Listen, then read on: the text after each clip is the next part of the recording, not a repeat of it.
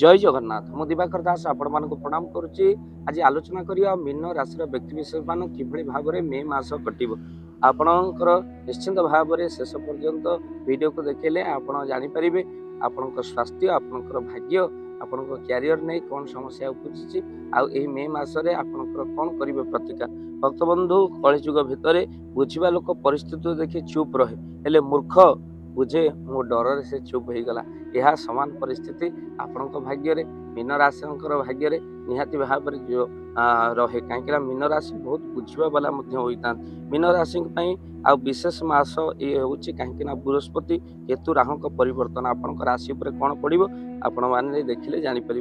बृहस्पति राशि परिवर्तन तृतीय घर बृहस्पति चतुर्थ को जी आ चतुर्थ घर बहुत सुखर घर बोली कहुए। आ मीन राशि व्यक्ति विशेष मानकर चतुर्थ घर अतिशय सुख आप प्राप्ति करेंगे। आपणकर स्वास्थ्य कौन बहुत भल रही आपणकर स्वास्थ्य।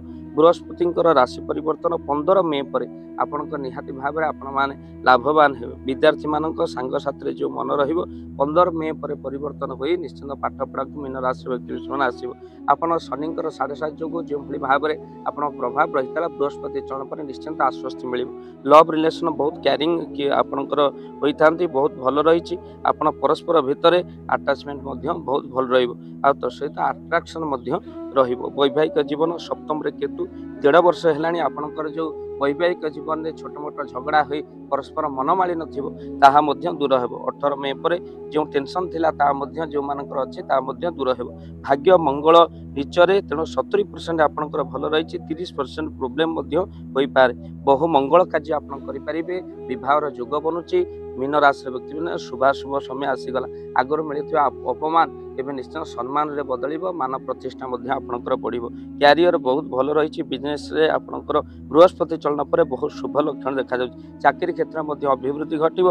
अटकी कार्य आपणकर निहाती भाव में होइजिवो। जो भली भाव में शनिकर चलन पर जो भली भाव में कष्ट भोगुथिले मीन राशि व्यक्ति विशेष माने शरीर को नहीं स्वास्थ्य आ कैरियर को नहीं जो भी टेंशन थिला ता निश्चित भाव में आपणकर बृहस्पति चलन शुभ फल आपको निहाती भाव में मिलिबो।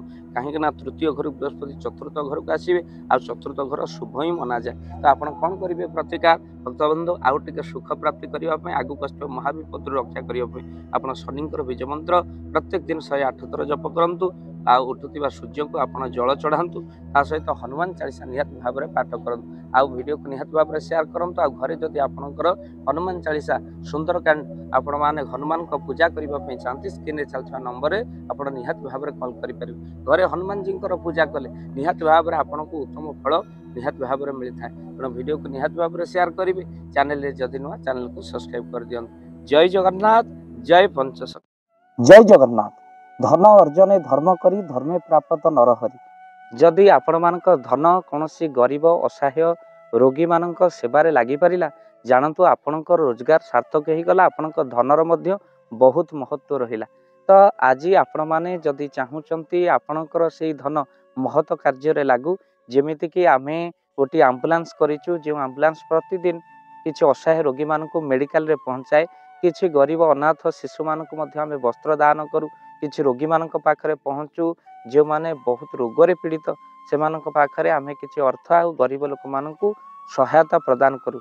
ये किछि दिन पूर्व आपण माने सहयोग कले आमे मध्य किछि कंबल असहाय मानक पाखरे जाई पहुंची बांटी थिलु।